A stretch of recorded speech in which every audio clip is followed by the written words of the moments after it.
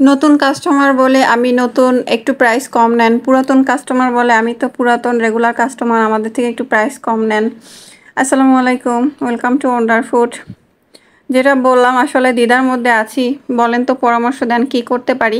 আমরা তো দোকান থেকে জিনিসপত্র কিনি, আমাদের কাছ থেকে তো কম দাম নেয় না, মানে দিন দিন প্রাইস আরও বাড়তেছে সব কিছুর। তো কাস্টমারদের আবদার, তাদের আবদার থাকতেই পারে, কিন্তু আমরা কোথায় আছি, কোথায় মানে আমাদের কাজটা কোথায় গিয়ে দাঁড়াবে এভাবে করলে? সবাই যদি এভাবে করেন, আপনারাই বলেন। আবার অনেকে এভাবে কথা বললে অনেকে আবার অনেক কিছু মনে করতে পারে। আসলে বাধ্য হয়ে বলতেছি, সবারই আবদার থাকে, তো কারটা রেখে কারটা পূরণ করব।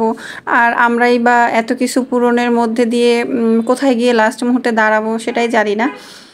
তো এখানে আজকে 2টা কেক ডেকোরেশন করতেছি। এই 2টাই ছিল একই আপু অর্ডার করছিলেন। একজন সে হচ্ছে আমার রেগুলার কাস্টমার। তবে এই আপু যিনি কেকটা অর্ডার করছিলেন তিনি কিন্তু এরকমের আবদার কখনোই করেন না। কারণ যারা হচ্ছে ভালো কোয়ালিটি বুঝে তারা এসব কথা কখনোই বলে না। আর অনেকে আছে বুঝার পরেও ইচ্ছা করেই মানে মানুষকে কষ্টে ফেলার জন্য বা দ্বিধায় ফেলানোর জন্য এরকম নানান ধরনের কথা বলে। তাদের কথা আর কী বা বলবো।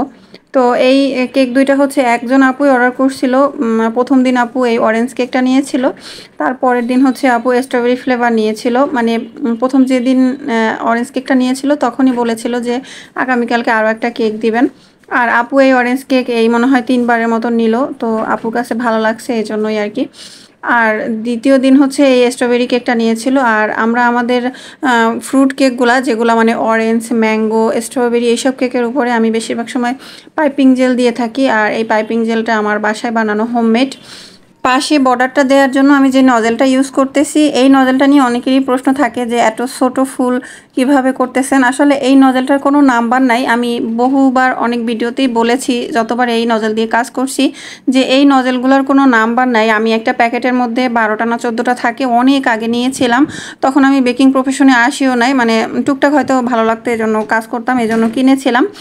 তো এই ছোটো নজেলগুলো দিয়ে অনেক সুন্দর করে বর্ডারগুলো দেওয়া যায়, ভালো লাগে আমার কাছে এই আর কি। তো আপনারা যারা এইগুলো কিনতে চান, আপনারা প্যাকেটের মধ্যে যে একসাথে 12-14টা পাওয়া যায় ওইগুলো নেবেন, ওইগুলোর মধ্যে এরকম ছোটো ছোটো নজেল পেয়ে যাবেন। তো এখানে আমি যখন আমি এই কেক 2টা বানাচ্ছিলাম তখন দেশের পরিস্থিতি খুবই খারাপ ছিল, গত মাসের আর কি। তো কোনো ডিজাইনও করতে ইচ্ছা করতেছিল না। পরে একই রকম ডিজাইন, আর আপুরও কোনো চাহিদা ছিল না, তো একই রকমের ডিজাইনই 2টা মানে একটু আলাদা করে করেছি, মানে একই রকম বলতে গেলে এই আর কি। তো আর আমাদের ফ্রুট কেকগুলার হচ্ছে ম্যাঙ্গো কেকের মধ্যে আমি ফ্রুট ফিলিং দিয়ে থাকি, স্ট্রবেরি কেকের মধ্যেও অনেক সময় ফ্রুট ফিলিং দিয়ে থাকি। কিন্তু অনেক কাস্টমার আবার আছে যে ফিলিং নিতে চায় না, মানে ফিলিং দিলে হচ্ছে প্রাইসটা একটু বেড়ে যায়। ফিলিংটাও আমি বাসায় বানানো, আমি এর আগেও একটা ম্যাঙ্গো ফিলিংয়ের রেসিপি আপনাদের সাথে শেয়ার করেছিলাম। তো এখানে দেখা যায় ফিলিং দিলে খরচটা একটু বেড়ে যায়, সেক্ষেত্রে অনেক কাস্টমারই নিতে চায় না। তারা বলেই দেয় যে ফিলিং দেবেন না, আমাদের কাছ থেকে প্রাইসটা একটু কম রাখেন। তো সেক্ষেত্রে সেভাবেই প্রাইসটা ধরা হয়। তো আজকের সিম্পল কেক 2টা ছিল এই। কেমন লাগলো অবশ্যই জানাবেন। আর আজকের মতো এখানেই বিদায় নিচ্ছি, সবাই ভালো থাকবেন, আল্লাহ হাফেজ।